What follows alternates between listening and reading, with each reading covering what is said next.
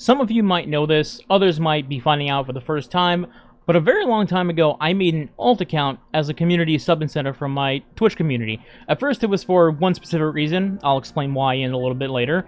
However, eventually, I turned it into a challenge account and ways to make fresh videos, like the one you're watching right now, that I physically could never do on my main D2 account. And that brings me to today's topic. For my fellow D2 veterans out there, you guys will know that raiding right now is significantly different than it was years ago. Specifically, I'm talking about farming raids in the hopes of getting the exotic of that particular raid. For those of you that are newer to the game and don't know what I mean, originally, Destiny 2 raids had no mercy system at all whatsoever. There was no bad luck protection, there were no triumphs to give you an increased chance for your next boss kill, there was no extra catalyst runs where you can get a double chance of getting an exotic like in some dungeons. It was just simply, you do the raid, and then you pray to the heavens that the final boss blessed you with the raid exotic. Just to give you all an example of how absolutely insane the difference was between then and now, one of my friends and raid teammate Sith could not get Anarchy to drop in Scourge of the Past to save his life. How bad was it, you ask? He went over 120 looted clears to get Anarchy. Yes, looted clears. This does not include re-clears that you would do during the same week. That means it took him 40 plus weeks to get Anarchy. For anybody keeping score at home, that's basically 8 months. And in case you're curious on what my personal terrible RNG record was, it was Eyes of Tomorrow from Deepstone Crypt, coming in at a whopping 64 looted clears. Now on the flip side, raiding for exotics has evolved a lot since then. First, Bungie started introducing a bad luck protection system where every time you would get a boss kill and complete a raid, you would get a 1% boost for that exotic, assuming you didn't get it on that clear. But funny enough, this turned out to be bugged for a while and was eventually fixed, but overall, it didn't really move the needle enough for people. So Bungie took stronger measures in the future, and the second time around, introduced a triumph system to all raids and dungeons. I should also note that recently they've also started giving out guaranteed exotics for teams that complete contest versions of raids, like Salvation's Edge, and then we're also getting that spread to dungeons recently with the first contest dungeon, Vesper's Host, offering a guaranteed icebreaker for anybody that finishes on the contest version of the dungeon. So that begged the question, how long would it take for a new player to start playing Destiny, learning each raid at least one time, and then deciding I want to farm every raid exotic in the game? How long is that going to take? So with all that laid out, I decided to commit to a challenge that I could only do on my ult that starts from the very bottom and acquire every raid exotic in Destiny 2. But not only that, I wanted to see how fast I could acquire every raid exotic in the game using these new systems.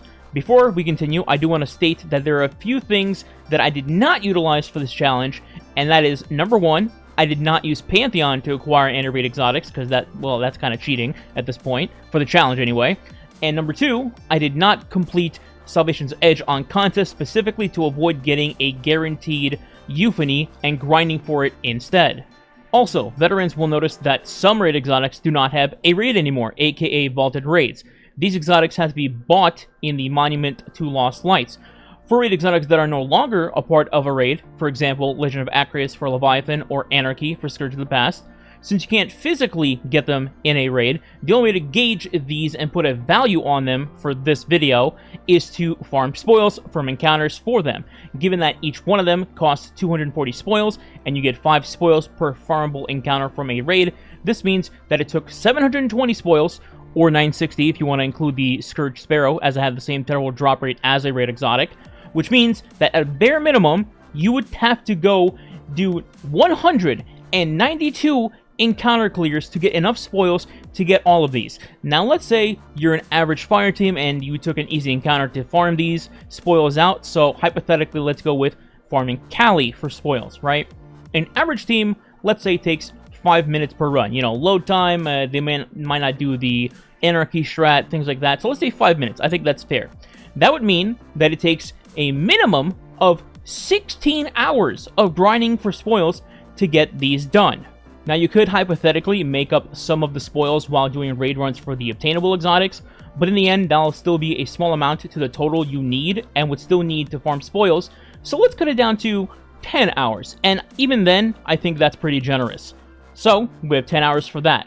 Next, we need to incorporate the Rotator system into this to lessen the blow. That way, I wouldn't have to do every single raid 3 times every single week. Instead, I could wait for the rotating raid specifically, go into that raid, complete it, do as many times as I can, and then farm that final boss for the exotic, making the blow much less. Quick edit from the future here from Sneak. I just wanted to state that this was done and recorded before Bungie edited the Rotator system where they put 2 raids per week and 2 dungeons per week.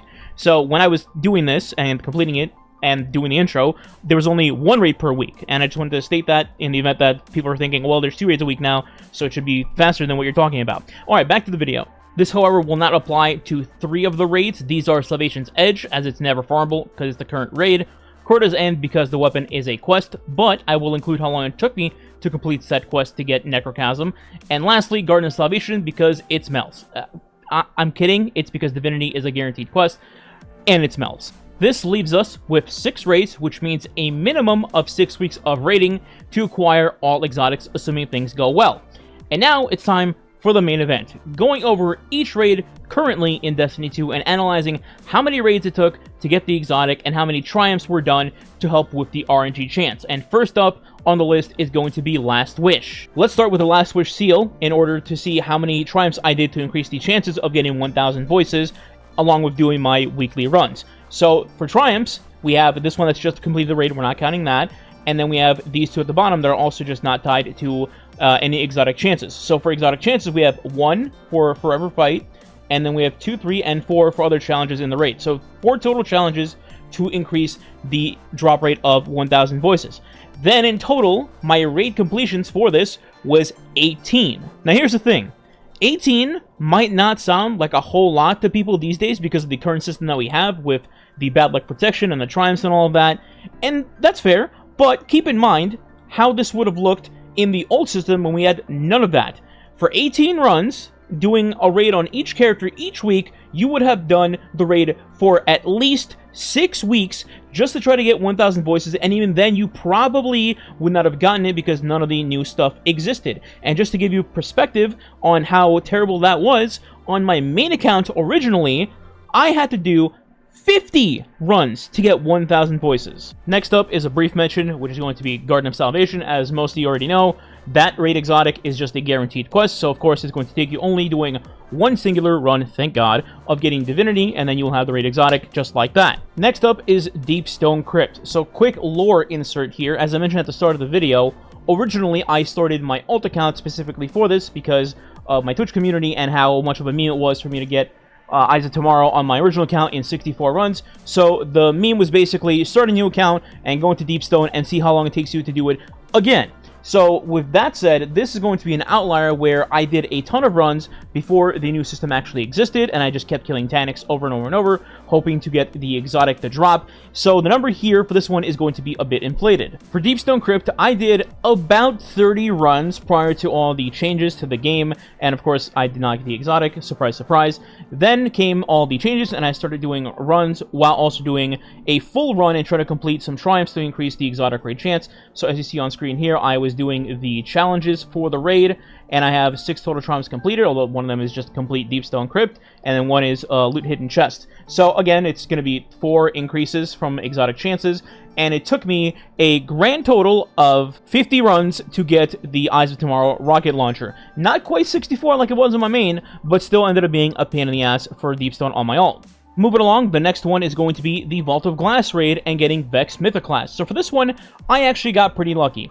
I did 1 initial run and only did just 2 challenges in the seal, that being the Templar challenge and then the Gatekeeper challenge, which I think we did by accident because that challenge sucks to do. We didn't do Atheon or Confluxes, yada yada. So it took me a total of 12 runs, basically 1 full run with those 2 triumphs, and then 11 clears of Atheon and Vex Mythoclast dropped on the 12th run. Now in comparison to my main account, I actually surprisingly got it faster on my main account than I did on my alt. For my main, it only took 9 runs, although I will say that I obviously had more triumphs completed on my main, given the extra boost to the exotic chances. Now we're going to start entering the territory where people might get a little bit upset with me with these next few raids.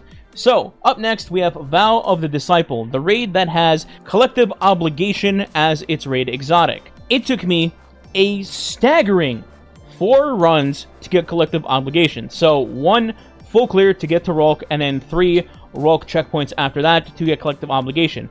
For the seal itself, here are the triumphs that I have completed. It's a bit more than the previous ones, but I also still avoided any annoying extra challenges, like this silly thing on screen right here, for example.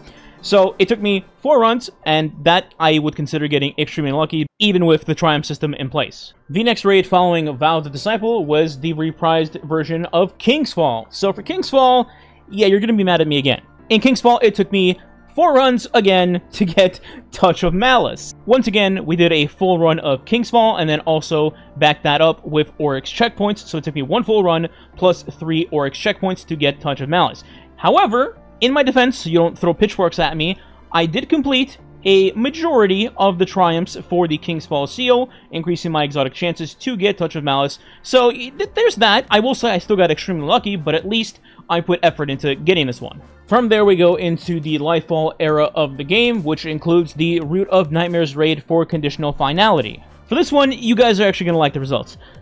I'm just kidding. No, you're not. It took me 4 runs to get conditional finality from this raid. So we did a full raid, saved an SCP, did triumphs along the way in the full run, and I got conditional after killing Nez for the 4th time. Here is the seal with the triumphs. Here is what the seal looks like. Can I just take a moment to level with you guys? Can we band together and say that the second encounter and the challenge of that encounter still to this day sucks ass? I hate doing it. It's super buggy. Half the time, it sends you to a different continent, straight into Uganda. I absolutely hated doing this. Anyway, back to reality. You can start hating me again. The next raid we're going to be talking about is going to be Crota's End. Now, for this, I already mentioned it earlier, but Necrochasm was not a standard drop in this raid. It was actually a quest that you need to progress and work on, so it worked a little bit differently than everything else, but I still recorded how long or how many raids it actually took me in order to get Necrochasm. So, since this raid had a drop system with the Oversoul fragments, I actually did this a little bit differently. We did go into the raid initially, and then do a bunch of the triumphs as we could to get through 1 full clear, and then after that, I ended up actually doing full clears instead of just doing a Crota CP, because you had a chance to get fragments to drop from each encounter, and then eventually Bungie also made it so that when you defeat Crota, I don't know if it's a full run or just Crota, but when you defeated Crota, you would get at least 1 or 2 fragments to drop guaranteed. So what I ended up doing was I got the full clear, and then I did full clears on my other 2 characters. Then I would just wait a week and do full clears again to just have chances of getting those Oversoul fragments to drop, because that's what matters in getting Necrochasm. The irony here is that none of that ended up mattering, because on run number 6, I ended up winning the Crota Lotto jackpot, and I got all of the fragments to drop, which automatically gave me Necrochasm, so I got Necro in just 6 runs in Crota's End. And if some of you are confused right now, there is a small chance where Crota drops all of the fragments for Necrochasm, giving it to you automatically, which is what ended up happening to me. Regardless, here are my triumphs for the seal for Crota's End, in case anybody wanted to see them out of curiosity, and let's move on. And finally, we reached the end of the tunnel, the final raid being the Salvation's Edge raid in the final shape. So full stop, I'll tell you right away that this was the raid that took the most effort in getting the exotic to actually drop. Not only did I complete the challenges for this raid, I also did the static challenges as well for the raid, and I did multiple clears, including doing the master version of this raid, and we all know how much we love Master Verity, don't we?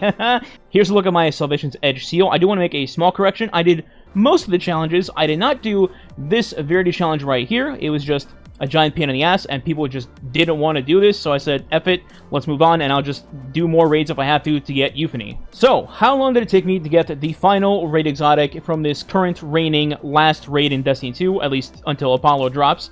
It took me a gigantic 8 runs. It took me 8 runs, guys. Now, I know a lot of you are just punching air right now and trying to throw a tomahawk through your monitor to hit me, but to stay on track with the numbers part of this video, the longest it took me to get a raid exotic, not counting the whole Deep Stone Crypt shenanigans, would be Last Wish with 18 runs. The shortest, not counting the quest with Divinity, would be 4, which is 3 of the raid exotics in this entire lineup. And again, I want to reiterate that I did not use Pantheon to get any of these raid exotics either. So with all the data laid out in front of you, I think it's very easy to say definitively that getting raid exotics these days is significantly, miles better than ever getting them back in the day when D2 first launched. And sure, you can say that the data is somewhat skewed because I'm not actually a new player, I'm just playing a new account, so I have built-in knowledge for each of the raids and all that stuff, and that's fair, yeah, but the main point we're trying to make here is that if somebody came into the game and started doing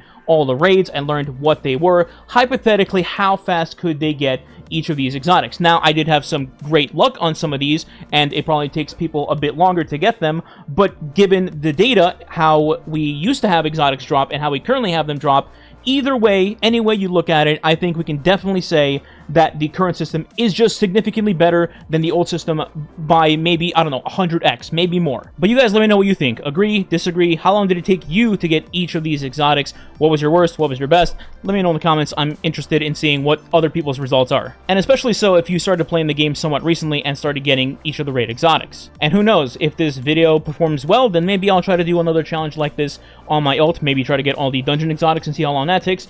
We'll see. If you did enjoy the video, please consider subscribing today. It does help the channel grow and is much appreciated. If you want to go the extra mile, you could also leave a like and or comment below. If you don't know what to leave as a comment, you can leave exotic as the comment. Thanks for watching. Catch you next time.